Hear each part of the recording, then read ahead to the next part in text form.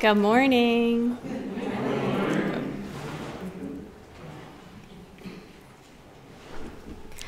My name is Heather. Thank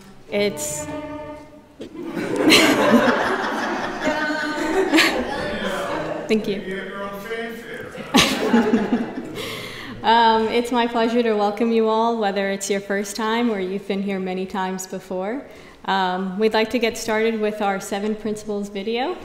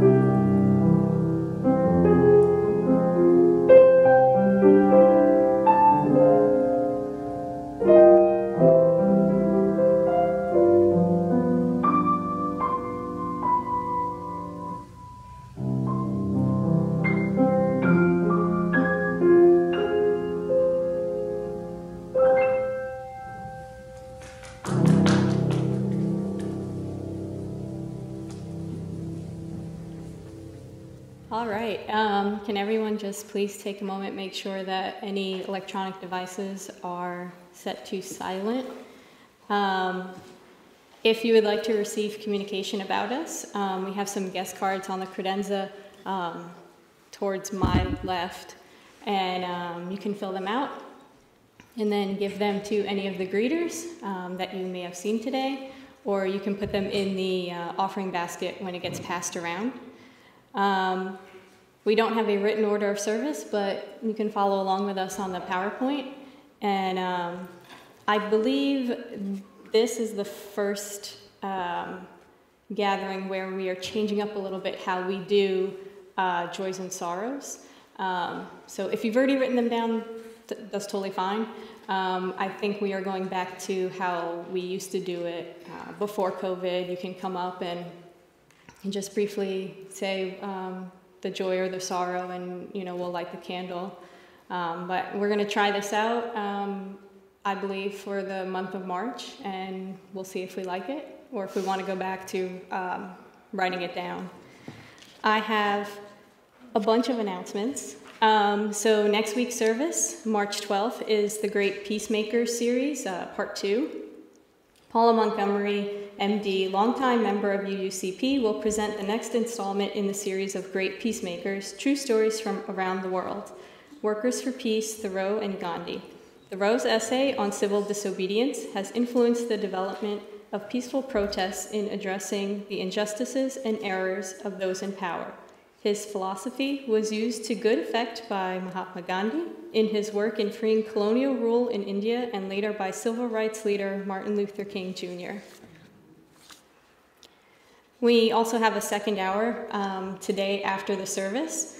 Join Rev Maggie Lovins in the sanctuary after the Sunday service for the second hour. Long Strange Trip is a 6-part video series by Ron Cordes that explores the history of Unitarian and Universalist thought and practice from the early liberal strands in faith at the beginning of the Christian era to what we know today as Unitarian Universalism. Each part of Long Strange Trip is approximately 1 hour in length with about 30 minutes of guided discussion. Another announcement, please get out your phones and mark your calendars. Saturday, March 25th will be an outside cleanup day at church. We need you. Please bring your gardening tools, gloves, rakes, brooms, and everything. We will start at 9:30 and serve lunch. And please see Laura Keith King for any questions. Next Sunday, March 12th, is Sunday Sweets. So be sure to bring your Tupperware, any containers, so you can take home some yummy goodies. I have another announcement.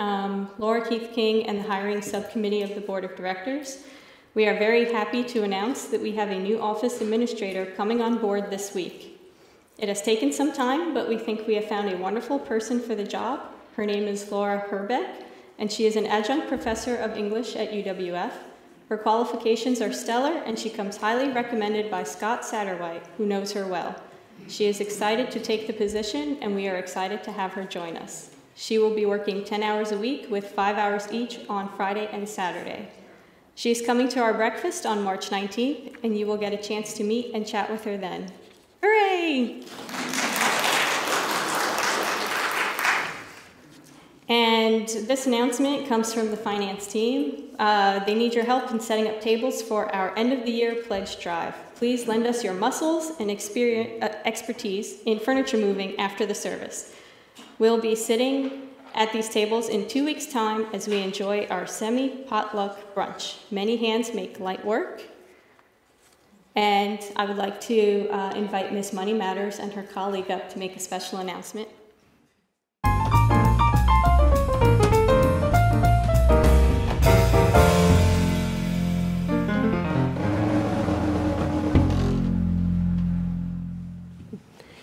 Dear UUCP, I am Miss Money Matters. Thank you for inviting me once again to join you as you embark on your annual budget drive. Miss Money Matters has been on a COVID-related hiatus since 2019, so I welcome the opportunity to return and address some questions you may have regarding your annual budget process, budget drive, which begins this very day. Hi, I'm Georgiana Bryant, and I'm a member of the finance team, and I've received some questions from our congregation that we wanted to share. First question. I'm a volunteer, and I do work very hard for the church. Does that mean I don't need to give any money? Dear listeners, your church depends on your incredibly dedicated volunteers, as well as monies to cover the operation of the church. Both financial capital as well as human capital are essential. The church's bylaws, by the way, actually state that it's one of the responsibilities of membership is to contribute financially as well as participate in the life of the church. Some functions of your church can be covered with volunteers. An example is as a speaker for a Sunday service, which then saves monies that were budgeted for a speaker. However, Florida Power and Light and your property insurance company expect to be paid with dollars, not volunteer hours. And indeed, some of the tasks are best accomplished by hired personnel. Yay, new staff coming on board. All of you, dear listeners, have different financial resources, as well as different amounts of free time, skill, or ability levels. The hope is that all members and friends will contribute what they can in terms of financial resources, as well as volunteer hours as their situations allow. Do remember, you have a wonderful church facility that is mortgage-free because current and former members contributed their funds as well as their sweat equity hours. Thank you. There's more. Ditto. Okay. Last year, I made a pledge with the idea of having less than a full-time minister and a salaried coordinator for children's religious education. Right now, we aren't paying those salaries or benefits right now. And I don't know if either are planned for in refilling for the next year. I'm considering reducing my pledge. I believe that people in the American South refer to these past few years as a hot mess. The COVID pandemic and then, sadly, the deaths and the relocations of several of your long-term and very generous members were significant these past 2 years, so significant that it affected your ability to afford professional ministry. However, all reports I hear are that the Sunday services team has done a smashing job in presenting engaging speakers, topics, and music every Sunday. Your UCPers are indeed a resilient and flexible and admirable group. Kudos to all. And I believe you will celebrate your grit in the weeks ahead in this very room on a Sunday at a potluck. Your pledge is truly appreciated. Without your pledges, the church does not know how much to expect during the year, and therefore what kind of services it can hope to offer. Yes, it is true that when you made your pledge, this church was hoping to be able to continue with staffing levels that were not able to be fulfilled. It's very important to recall that at this time last year, your fairy godmother budget, where all requests are granted, was for $160,000. As pledging circumstances were, you were only able to support a budget of $90,000. So that is a 43% difference. Now, this year's fairy godmother budget has a bottom line total that's very similar to the current year. It's at $91,000. What conclusions can you, dear listener, draw? Without your pledge, programs and services, and so much that makes this beloved community tick, will experience further slashing. Something I dare say none of you want. So again, thank you for pledging last year. Without it, this year's circumstances would have been grim indeed. And I encourage you to pledge the coming year as you have done in the past. Of course, if you have the resources, you can always increase your pledge. What happens if we don't get enough pledges and come up short? The question. Your initial budget is called a dream budget. It's a proposed budget, and sometimes we even call it the fairy godmother budget, because it represents the wishes of many different wants of a diverse congregation. Now, there are 3 ways to approach the challenge that might happen if you come up short. You can increase the income from sources other than pledges, or you can reduce the expenses, or some combination of both. I understand that last year you had to cut $70,000 from your proposed budget after the pledges had been received. The second consideration is to increase income, and this relies heavily on individuals to come forward and conduct a fundraising event or even events. Some examples this past year are your Light the Darkness Music Festival, your very own Chef Jack's Asian Dinner, your delicious Sunday sweets, and of course your yard sale, which returned this past October. Thank you to the fundraising crew. At the core of the budget is the strong commitment to provide the financial resources to implement the wishes of this congregation. Thank you, Ms. Money Matters.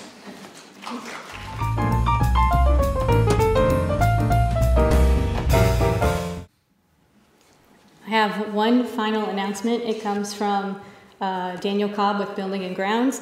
If anyone is available, either or both, March 25th or April 1st, the fence project is going to be underway. So if you would like to, participate and support that, then direct all your energy and questions to my husband, Daniel. Covenants are intentional. Covenants are audacious. Covenants are a promise that can change our lives, and together we can change this faith. Together we will be stronger. Together we will be wiser. Together, we will be gentler. We promise to recognize our uniqueness, to treasure our faith, and to honor our neighbors with holiness. We covenant to be committed to each other, to consider each as significant, to consider each as valuable. We covenant to be intentional by accepting to speak grace-filled truth, to forgive one another over and over again. And yes, we say yes to love. Our covenant stands firm. It is our embodiment of faith in each other. It's our blessing to each other. It's our commitment to each other. May we hold this community as a precious gift. May we hold our relationships as gifts that transcend borders. May we carry forth the intention of our covenant, the audacity of our covenant, now and in the years to come. And may it be so.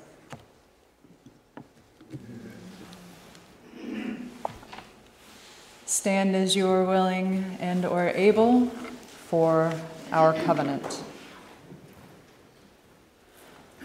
Love is the spirit of this church, and service is law. This is our covenant, to dwell together in peace, to seek the truth in love, and to help one another. Thank you. You may be seated.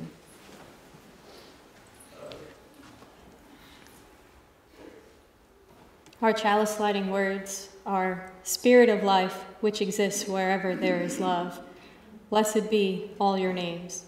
Strengthen our will to create heaven on earth, and help us embody a peace-filled world. Give us all our daily bread. Teach us to forgive ourselves for our failings, and to forgive those who have failed us. Deliver us to evil, and give us the courage to transform it with love. For love is the power and the glory forever and ever. Amen.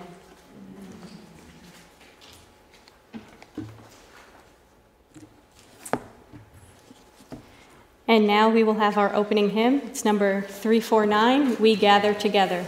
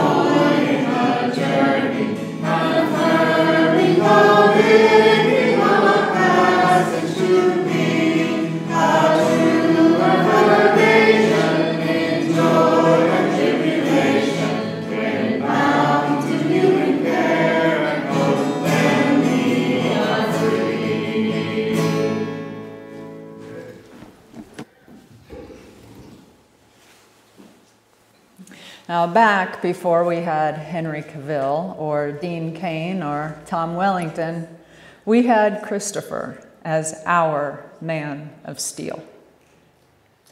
It was a hot, muggy morning. Christopher was not sure he really wanted to be out riding in a competition. His thoroughbred horse, Eastern Express, seemed a bit off, as if maybe it would rather be grazing in a field than doing the demanding work of running and jumping with a big, muscular man on his back. Maybe, Christopher thought, it would be nicer to take the kids sailing today, where there would be a cool breeze. Well, he thought, I'm a lucky man to be able to choose between riding and sailing. In fact, plenty of people watching Christopher that day thought the same thing. He was many people's idea of a superhero. He was the actor who played Superman in the movies, and in real life, he fit the part. Handsome, strong, always striving towards a goal, chasing his best times, or learning new skills. And then in an instant, everything changed. Eastern Express balked at a jump, sending Christopher crashing to the ground. He woke up in a hospital. Christopher couldn't feel his hands or his feet. He couldn't even breathe without the help of a machine.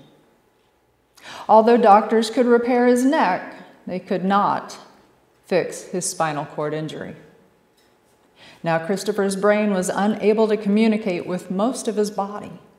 Even though he still had all of his strength, intelligence, and willpower, there was simply no way for him to move his body below his neck. Despair washed over Christopher. He could not do anything. He could not be useful to anyone. Why not just put him out of his misery? Maybe, he said to his wife, Diana, we should just let me go. But Diana spoke words that helped him start on a new road towards his new life. But you're still you, and I love you. Of course, Christopher Reeve had never actually been able to leap tall buildings in a single bound, but he had been a tremendous athlete. He had always liked a goal or a challenge, something to work for. Before his accident, Christopher's challenges involved acting and directing in sports. Now his challenges were different.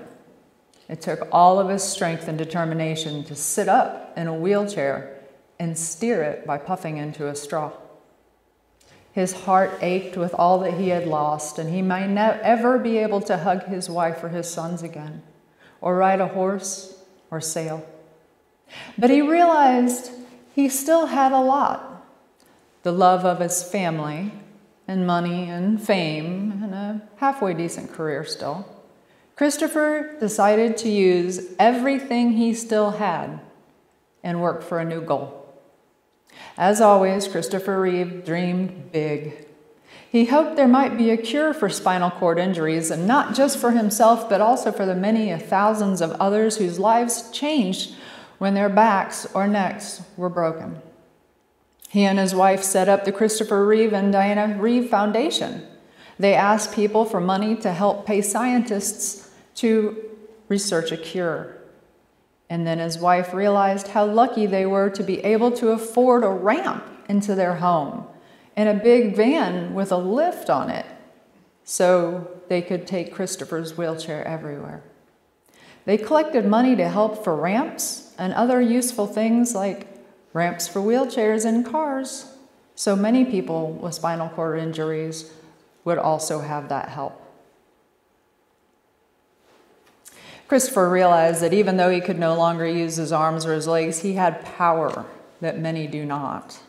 He was famous. People thought of him as Superman. Now that he could really be a hero, not by flying through the air, but he could be a hero by rescuing people in that situation and by speaking up for them. They would listen. The world would listen. It wasn't easy. Christopher didn't want people to feel sorry for him. He didn't want to be embarrassed if he couldn't speak or if his body sometimes jerked without his control. But he knew this was a special chance to use the power that he had to make the world a better place. So Christopher started speaking up. He asked Congress to support stem cell research that might lead to a cure for spinal cord injuries. He asked groups of people to get involved and donate money. He had others who had experienced injuries just like himself. He helped them with new goals. He even spoke on television to millions of people during the Academy Awards, showing everyone that although his abilities had changed, his heart and his soul were strong and capable. A writer for Reader's Digest magazine interviewed Christopher Reeve near the end of his life in 2004, and they asked him why he joined a Unitarian church. He answered, "It gives me a moral compass.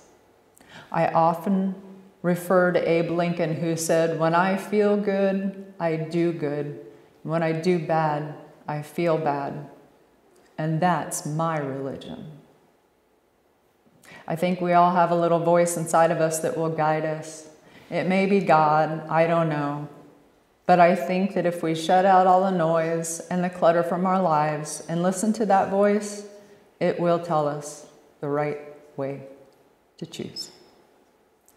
Christopher Reeve showed what a real-life superhero is.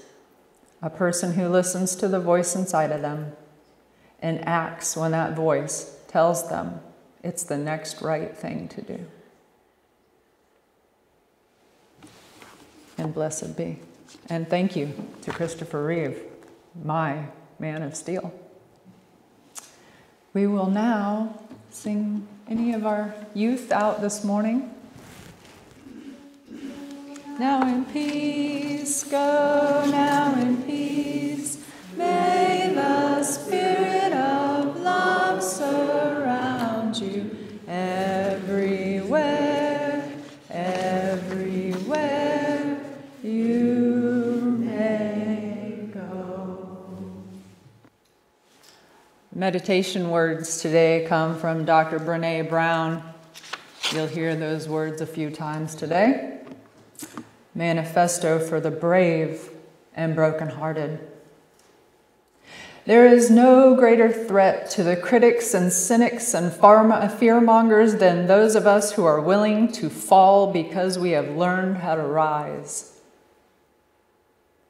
With skinned knees and bruised hearts, we choose owning our stories and our struggles over hiding, over hustling, over pretending.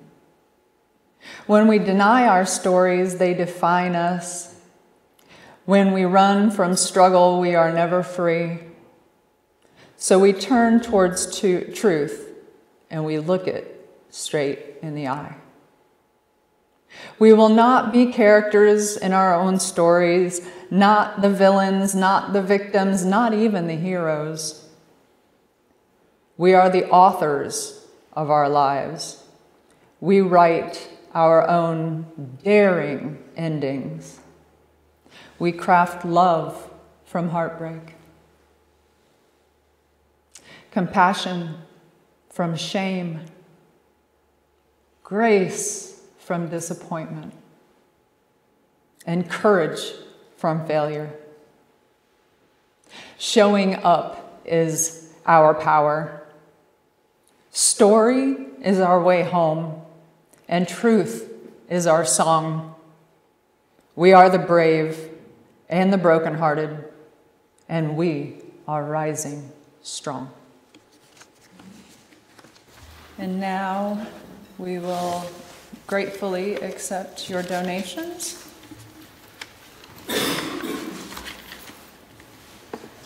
To help keep the lights on and further the Unitarian Universalist faith within our community.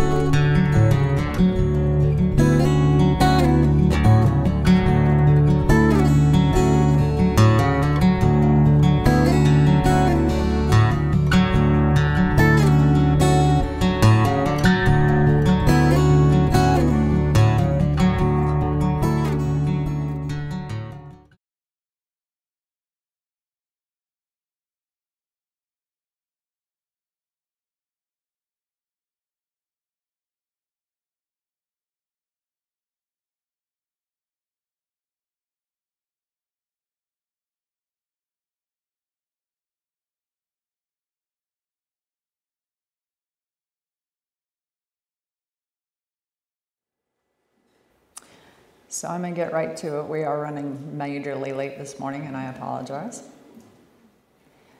But our conversation today that I bring you is about courage and vulnerability and how they're at the core of all human emotion.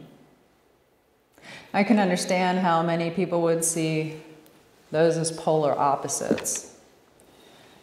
But you can't have courage without vulnerability, and it takes courage to be vulnerable.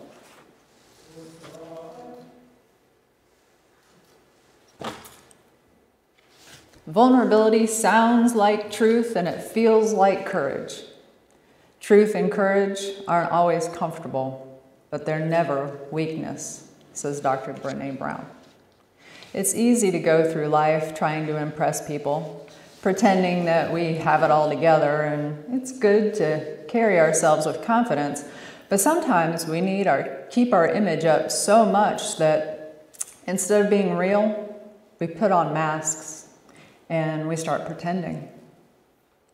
We can't let other people see or have weakness. We struggle in these areas. We're the people of spirit and intellect, and we're supposed to have all the answers, right? Yeah. Well, what if people think less of me because I do X, Y, or Z, Rev Maggie? Well, to that I would say, remember, no matter what they think of you, they don't control your fate. And honestly, if your friends judge you for being real, then they're not your true friends. A true friend will accept you for who you are. Brokenness, faults, weakness, shortcomings, and all. People that judge you are not being honest with themselves. They have their own issues and they're wearing a mask of their own, hoping that you don't notice that they too are vulnerable. Everyone is dealing with something of their own. There are no perfect people, but we live in a society that stresses image.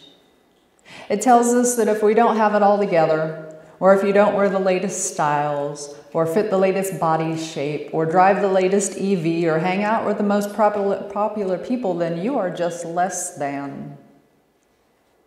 And this creates massive amounts of falsities throughout our societies. We're in masks, trying to impress. And that might feel strong,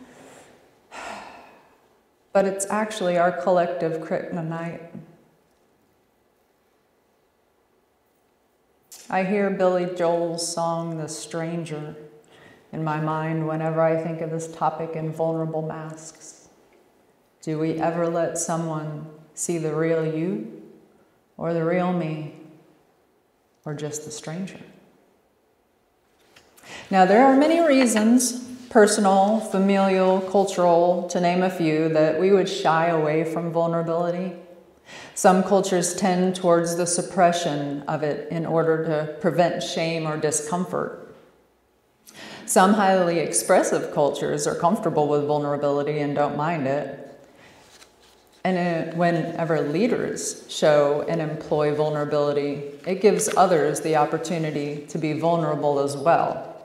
And when we're all on the same wavelength, then our most genuine selves can be seen.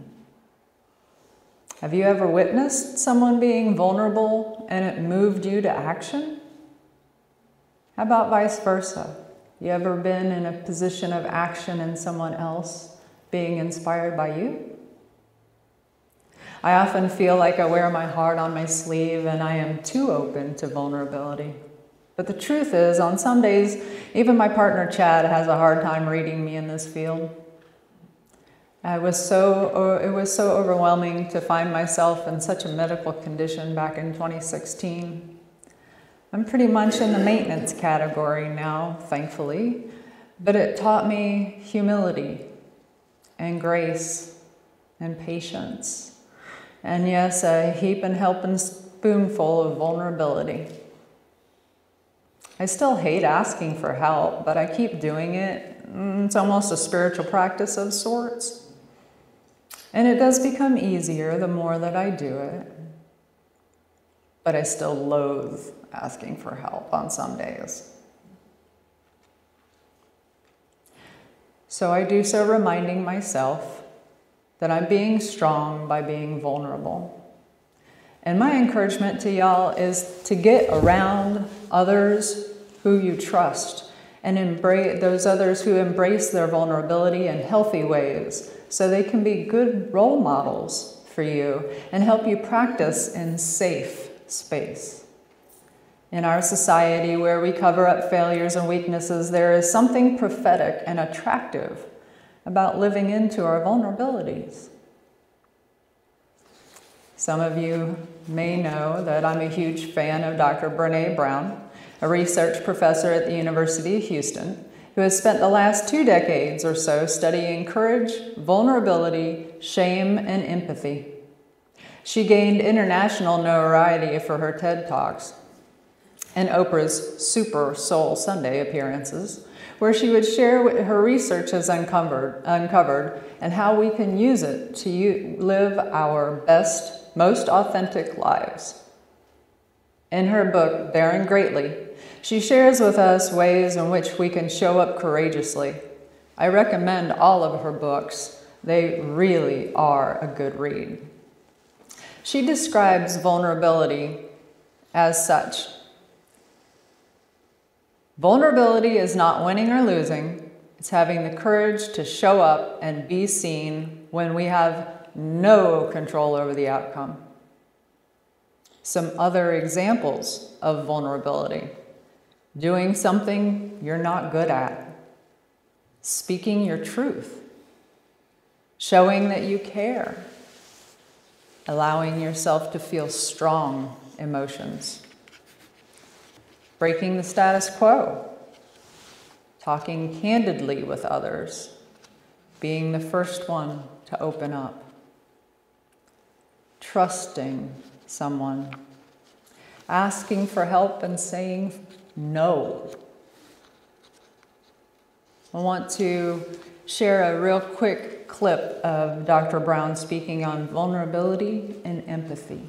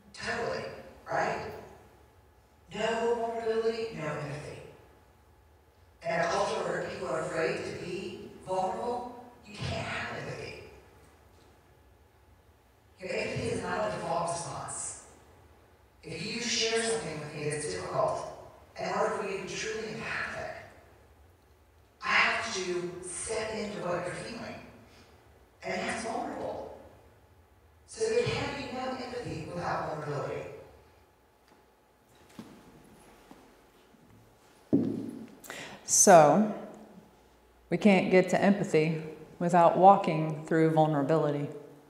It's just impossible. Once again, Brené puts it so well. Vulnerability is the core, the heart, the center of all meaningful human experiences. We cannot step into empathy without uncertainty, risk, and emotional exposure. This is why having empathy for others has waned immensely in the last few decades. We are called to face our vulnerability, to be honest with ourselves and with others. In her book, Daring Greatly, she wrote about what people say vulnerability feels like. And here's a few of those responses. It feels like taking off your mask and hoping that the real you isn't too disappointing. It's not sucking it in anymore. It's where courage and fear meet.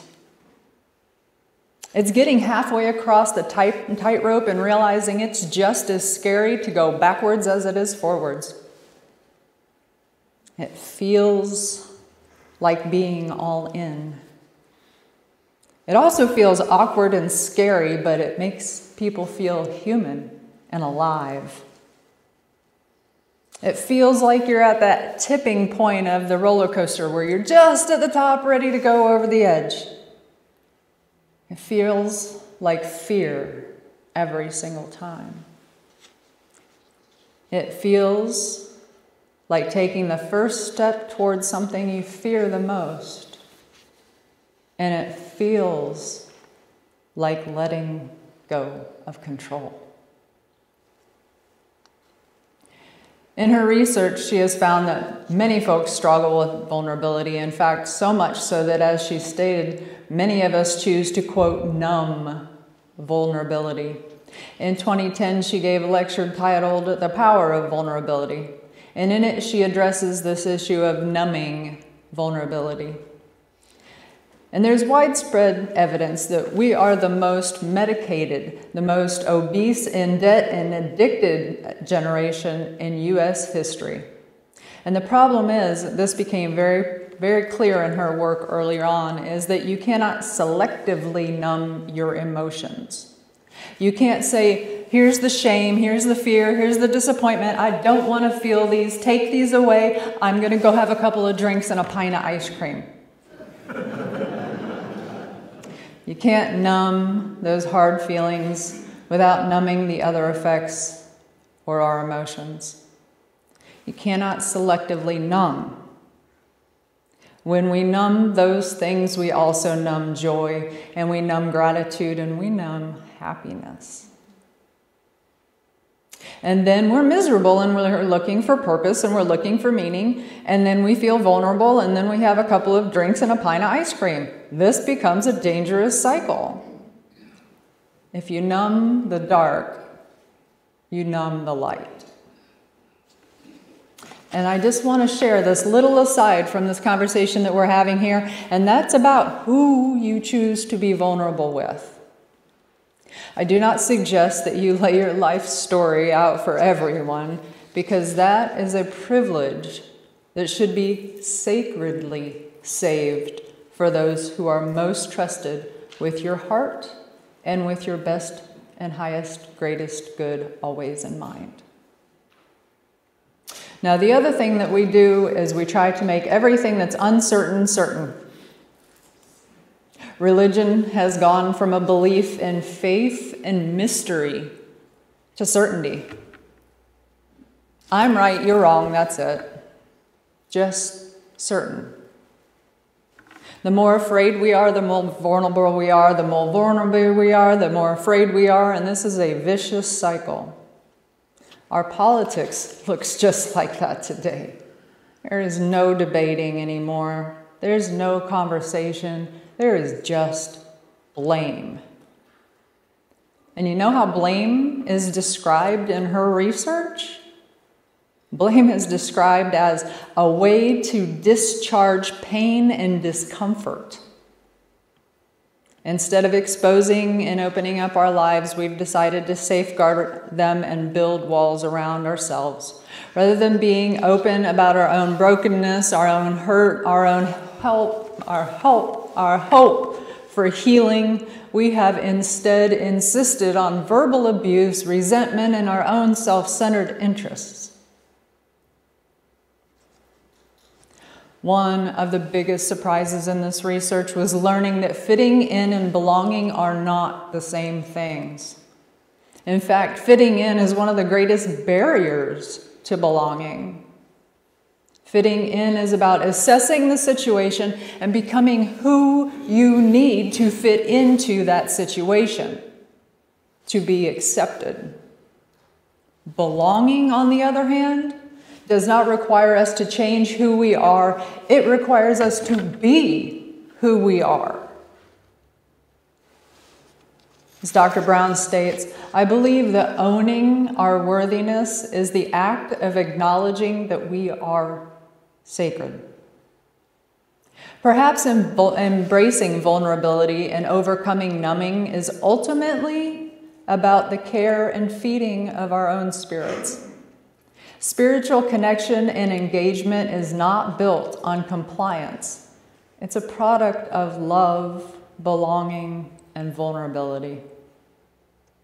And when I think of vulnerability in theological or biblical terms, I often think on Peter and Judas in this conversation.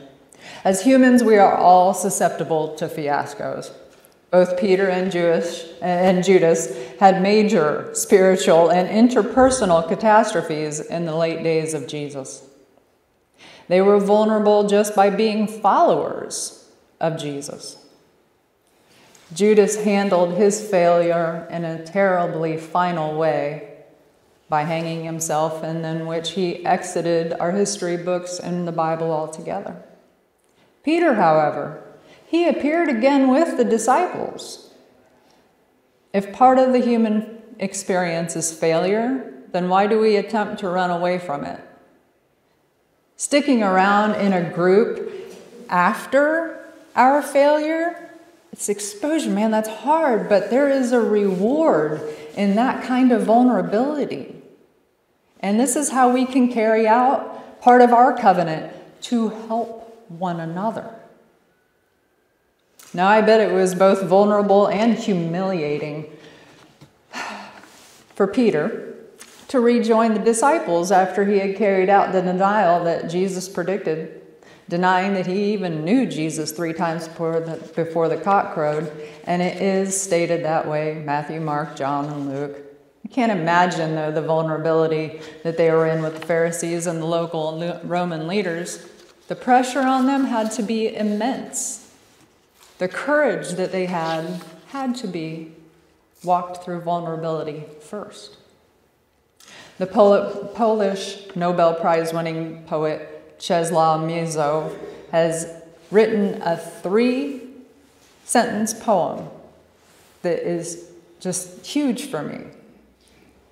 To believe you are magnificent, and gradually to discover that you are not magnificent. Enough labor for a lifetime. Privileged people like us in the modern Western world often live with this superhero type complex. We think we can fix and control our lives. We live like we won't grow old and die. That's the bad news in this little poem.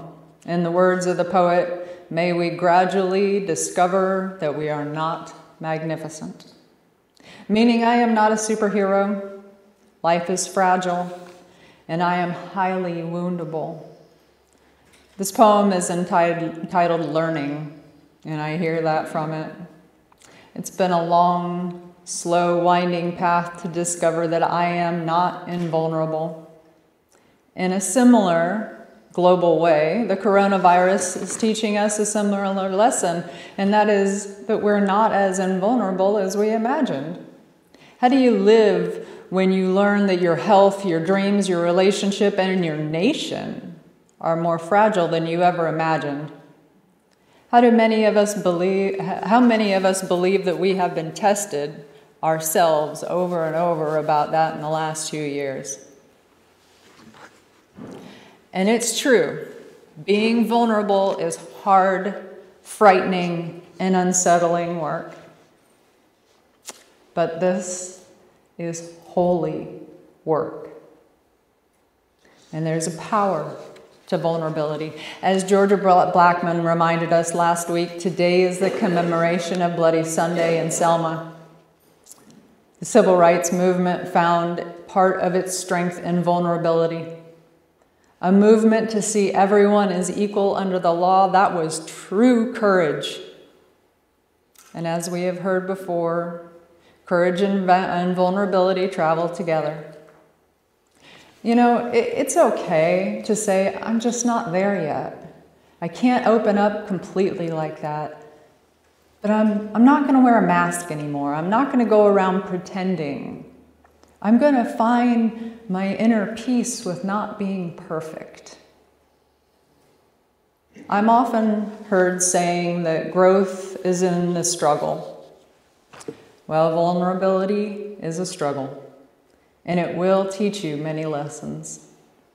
If you cannot be honest with yourself and say, I need help, I'm acting strong, but truly, I'm afraid, I don't know which way to go, it's when you completely empty yourself out, then knowledge and spirit can occupy both your heart and your mind, leaving you exposed with an open heart that is waiting to receive the rewards of being real and being vulnerable.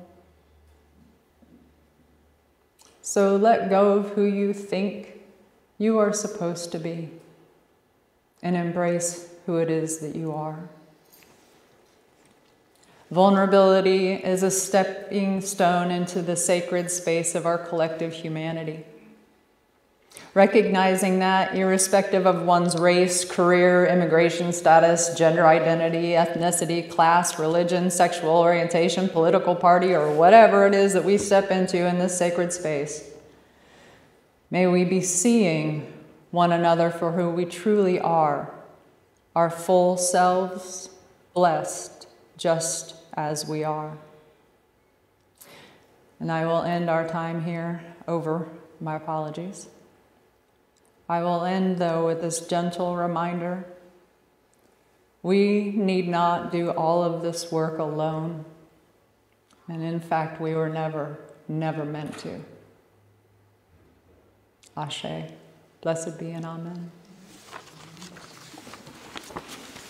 Rise as you are willing and able for our closing song, number 168, One More Step.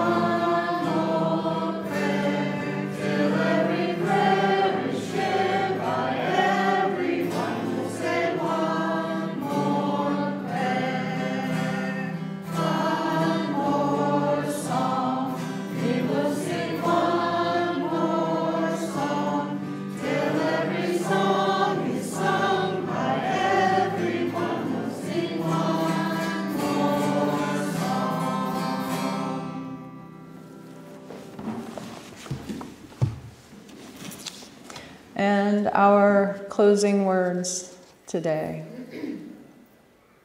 Listen, light the way, lend a hand, make decisions, commit, take risks, fail forward, build community, nurture meaningful relationships, be real, give thanks, invest in someone or something that you believe in, live, love, dream big, be transformed, change the world, and lead. And always, always keep your dreams alive.